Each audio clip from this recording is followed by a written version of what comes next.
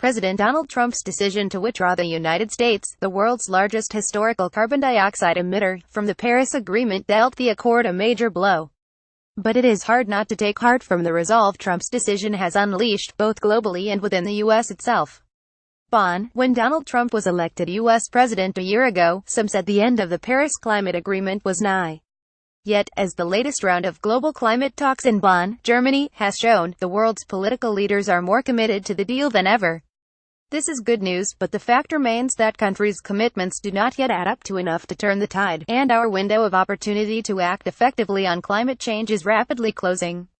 Menahem Kahana Getty Images Arif Aliyef BGT Images NBSP Trump's decision to withdraw the United States, the world's largest historical carbon dioxide emitter, from the Paris Agreement dealt the accord a major blow. Many of America's closest allies, including both of our countries, the Marshall Islands and Australia, were deeply disappointed by the move, which was short-sighted, for both America and the world.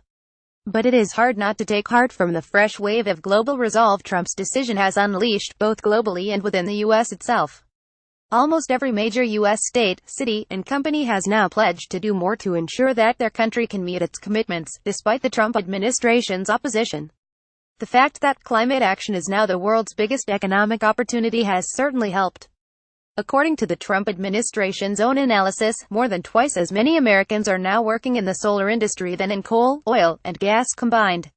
And earlier this year, the OECD indicated that we could boost global growth by 5% per year by 2050, simply by linking the climate and growth agendas. There is no time to waste. Climate change has already arrived. This year's record-breaking drought in the Marshall Islands, apocalyptic storms in the Caribbean, and devastating floods in Bangladesh and the U.S. demonstrate this.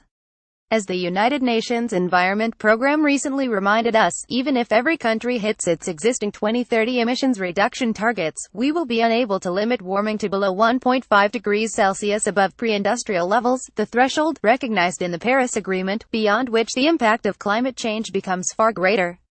Our chances even of staying within the more conservative and dangerous 2 degrees Celsius limit will be slim.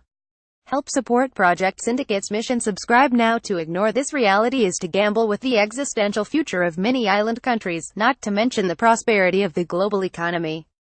Without a sharp rise in global ambition for emissions reductions by 2020, we will be unable to save the world's most vulnerable countries. And if runaway climate change takes hold, no country will be immune to its effects. Unfortunately, things will get a lot worse before they get better. That is why we must step up our efforts to boost our resilience to the climate effects we won't be able to avoid, and address the associated security consequences. In the meantime, we must urgently increase the ambition of our climate commitments. Fortunately, several upcoming events offer an opportunity to do just that. We need to seize that opportunity with both hands. Next month, French President Emmanuel Macron will host a conference to mark the 2-year anniversary of the Paris Agreement.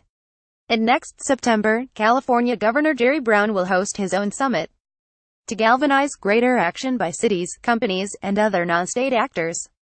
The biggest opportunity, however, will come in 2019, when UN Secretary-General Antonio Guterres convenes world leaders in New York for the biggest climate gathering since the Paris talks.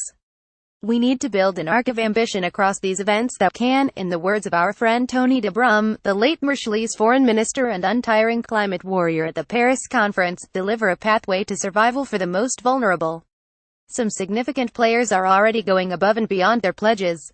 A number of others, including the Marshall Islands, are set to bring forward new targets by 2020, to augment their current targets, which reach only as far as 2025. Still others, including France, India, and New Zealand, have said informally that they are eager to do more. The truth is that almost all countries have the capacity to do more, especially if the support is there and the opportunities are identified. The imperative now is to create the right political conditions both to motivate and facilitate action. As more countries signal their ability to increase the ambition of their commitments, still more will follow. At the same time, we must ensure that every sector, as well as every country, does its fair share. This includes, for example, international shipping, which, if it were a country, would be the world's 6th largest emitter. Next year's Talanoa Dialogue, to be convened by Fiji, which last week became the first island state to chair UN climate talks, will help countries identify exactly how they can achieve the goals set in the Paris Agreement.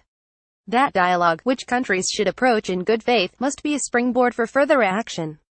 To that end, the recent Intergovernmental Panel on Climate Change report laying out pathways for keeping the temperature rise below the 1.5 degrees Celsius threshold will be crucial. The science remains key. The Paris talks proved that political success is possible if leaders are given the right platform, if civil society mobilizes behind them, and if the world acts in unison. To get the rest of the way to a sustainable future, we must apply this lesson again. The catchphrase at the Bonn conference was further, faster, and together. Our collective challenge is to translate a nicing slogan into reality.